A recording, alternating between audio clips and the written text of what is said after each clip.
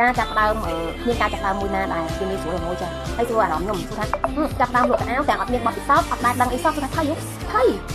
គឺភ័យខ្លាំងទៀតចាសួស្តីមួយទាំងអស់គ្នាចា Welcome back to my junior ចាអញ្ចឹងត្រឡប់មកថ្ងៃទី2ដែលខ្ញុំនិយាយអំពីបទពិសោធន៍ចេញលក់អីវ៉ាន់អនឡាញលក់កៅអៅកូនក្មេងចាប់ពីថ្ងៃដែលអត់ចេះសោះរហូតដល់ថ្ងៃនេះមួយចាសួរថាការចាប់ដើមគ្មានការចាប់ដើមមួយណាដែរវាងាយស្រួលមួយចាហើយសួរអារម្មណ៍ខ្ញុំសួរថាចាប់ដើមលក់កៅអៅទាំងអត់មានបទពិសោធន៍អត់ដែលដឹងអីសោះសួរថាភ័យគឺភ័យហើយភ័យខ្លាំងទៀតចាអញ្ចឹងគាត់ថានៅពេលអា moment នៅពេលថ្ងៃដំបូងដែរខ្ញុំទិញអីវ៉ាន់ចូលមកហើយទិញអីវ៉ាន់ចូលមកដាក់ក្នុងផ្ទះហើយខ្ញុំទៅស្ទាបអីវ៉ាន់ហ្នឹងខ្ញុំទៅការអីវ៉ាន់ហ្នឹងខ្ញុំស្រឡឹងមើលថាអើយអញនិយាយខ្លួនឯងហើយអញលក់មិនទេអញដឹងថាធ្វើមិនលក់ចេញជាបានជាលុយព្រោះយើងយកលុយទៅទិញហើយអញ្ចឹងយើងយកលុយទៅទិញហើយយកមកតាំងខ្លួនឯងមិនដឹងលក់មិនទៀតហើយអាវកូនក្មេងផងអាវមនុស្សធំផងចាប់ពីណាទៅណាត្រូវអត់អូខេធម្មតាភ័យណាអីវ៉ាន់ចូលមកដល់ផ្ទះហើយប៉ុន្តែគាត់ថាសម្រាប់ខ្ញុំនិយាយជាមួយខ្លួនឯងថាគ្មានអីដែលចាប់ដើមវាស្រួលទេអញ្ចឹងត្រូវការយើងរៀនយើងប្រឹងយើងប្រែងតស៊ូទៅអូខេអញ្ចឹងក៏ចាប់ដើមខ្ញុំទៅមើលវីដេអូគេ live លក់ចាអាលក់អាកូនក្មេងលក់របៀបម៉េចចាអូខេដូចថាគីឡូ10គីឡូដាក់ម៉ូតណាសាយណាអញ្ចឹងទៅយើងចាប់ដើមរៀនពីអ្នកលក់ដូចគ្នាទៅមើលគេ live ទៅយើងមើលគេ live គេលក់របៀបម៉េចចាលក់របៀបម៉េចទៅមើលហើយក៏ខ្ញុំចេញ live ខ្លួនឯងចេញ live លក់ដូចគ្នាចេញលក់ live សួរថាពេល live មានមនុស្សមើលអត់មានមនុស្សមើលទេអត់មានមនុស្សមើលអត់មានមនុស្សមើល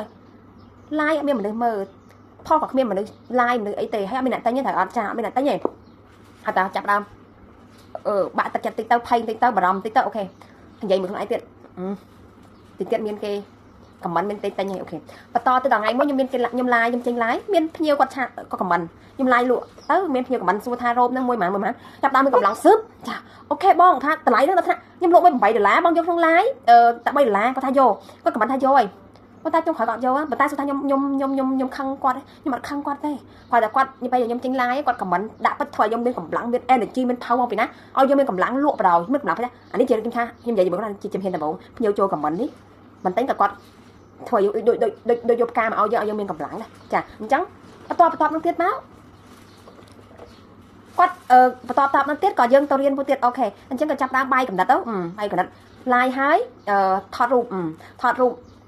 ផុសលក់ទៀតទៅចាអញ្ចឹងយូរទៅក៏មានភ្ញៀវចូលមកទិញចាហើយសួរថាភ្ញៀវទិញអត់ថាឥឡូវគេនិយាយថាបងអូនខ្ញុំពេញ10គីឡូបាញ់មានសាយសួរថាខ្ញុំដឹងហើយមិនដឹងនេះខ្ញុំអត់ដឹងទៀតខ្ញុំអត់ចេះអ្នកទិញអ្នកប្រាប់ថាបងខ្ញុំធ្លាប់ពាក់កូនខ្ញុំពេញ10គីឡូកូនខ្ញុំធ្លាប់ពាក់3ទេអូចាប់ដើមដឹងពេញ10គីឡូដាក់សាយ3ទេអញ្ចឹងយកថតតែ3ទេឲ្យគាត់ទៅហើយមួយអើយខ្ញុំថាលក់ដំបងអត់ចំណេញទេទិញមក1រៀលថាទិញមក1រៀល2កាក់លក់តែ1រៀលកន្លះឲ្យតែភ្ញៀវទិញអណាជួយអត់ចំណេញអតែគាត់ថាឲ្យតែភ្ញៀវទិញមិនចំណេញក៏អដែរអញ្ចឹងភ្ញៀវទី1ក៏ប្រាប់ថាបងកូនខ្ញុំពេញ10គីឡូជួយសាយ3ទេអូខេយើងឆ្នាំតែអត់កូនដល់ពេលភ្ញៀវផ្សេងទៀតលក់ភ្ញៀវទៀតគាត់ប្រាប់ថាកូនគាត់5 10គីឡូដាក់សាយអញ្ចឹងយើងចាប់តាមឆ្នាំហើយសួរថាមានភ្ញៀវខ្លះគាត់បោះសម្ដីឲ្យយើងក៏មានដែរមានភ្ញៀវថាបាយអ្នកលក់មិនខ្ញុំប្រាប់គីឡូកូនហើយអត់ដាក់អត់ត្រូវទៀតធម្មតាយើងអ្នកលក់ថ្មីត5គីឡូយើងសួរឆ្នាំសួរអាយុប៉ុន្មានឆ្នាំអីក៏ដាក់ត្រូវដែរអញ្ចឹងយើងអ្នកលក់ដំបូងសួរថាយើងមានអារម្មណ៍មិនចាប់ដល់តូចចិត្តស្អិតទ្រូងទៀតភ្ញៀវស្ដីឲ្យយើងតែដំណើរនឹងយូរទៅក៏វាយើងធ្វើឲ្យយើងចេះ